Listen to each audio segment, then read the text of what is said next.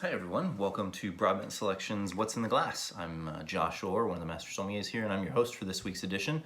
And we are talking this week about all things Sangiovese right here with this beautiful wine from one of our new producers from Italy. This is Bindi Sergardi, and this is their wine called Achille.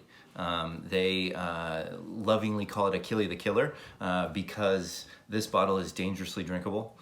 You pull a cork on it, and as they say in the wine world, it's killed before you even know it. It's that delicious and just enjoyable, gulpable, whatever you want to call it. And so today we're going to talk about all things Sangiovese. So Bindi Sergardi is a producer that's new to Broadbent's book.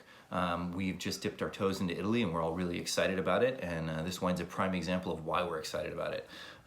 They are a estate that has an immense history. To call them one of the marquee estates and families in Tuscany is an understatement. They've been around for, get this, 700 years. 700. So to give you perspective on that, the bench I was sitting on last week when we tasted has been in my wife's family for 3 generations. So call that 70 years. This is 10 times that, and 23 generations, 23. So it is just amazing, the heritage and even the information they have to draw upon as far as grape growing goes. It's really special. And so they've been around, like I said, for a really long time. They are huge into Sangiovese.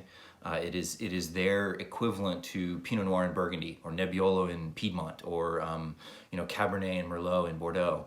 It's their baby. They spend a lot of time researching which type of Sangiovese grows best where, and have really seemed to hit the nail on the head with their wines. And so let's talk about Sangiovese. Sangiovese is the marquee grape in Tuscany. If you've ever been to Florence, you've probably had Sangiovese if you've had a red wine. So whether you've had Chianti Classico or Vino Nobile di Montepulciano or Rosso di Montalcino and Brunello, you've had Sangiovese. It's the quintessential and most popular grape you find in Tuscany. Its structure and what it tastes and smells like, especially with this wine, you're going to get lots of bright, fresh red fruit on the nose. You're going to get a little bit of a dried floral character, like a red flower. There's tomato leafy notes and like mushrooms and a little bit of leather. And then there's lots of dried herb character to the wine, thyme and rosemary, and even touches of lavender. A little bit of kind of an earthy characteristic too. But where it's really fun is on the palate. It's bright, it's fresh, it's juicy, it's really sippable, but it also has Sangiovese's hallmark, which is structure, which is high tannin and acid.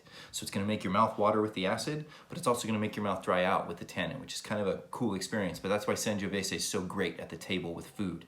It is something that is really versatile, whether it's pizza or pasta or lasagna, anything really with a tomato element that's prominent in the dish is going to go really well with this wine. But also things like burgers, barbecue, coca sandwiches, like if you're going to the beach. And honestly, my favorite use of it right now is it's a red wine I can chill down, throw a straw in it, and sip it on my back patio because it's hot. So with that, I'm going to finish this off. Cheers.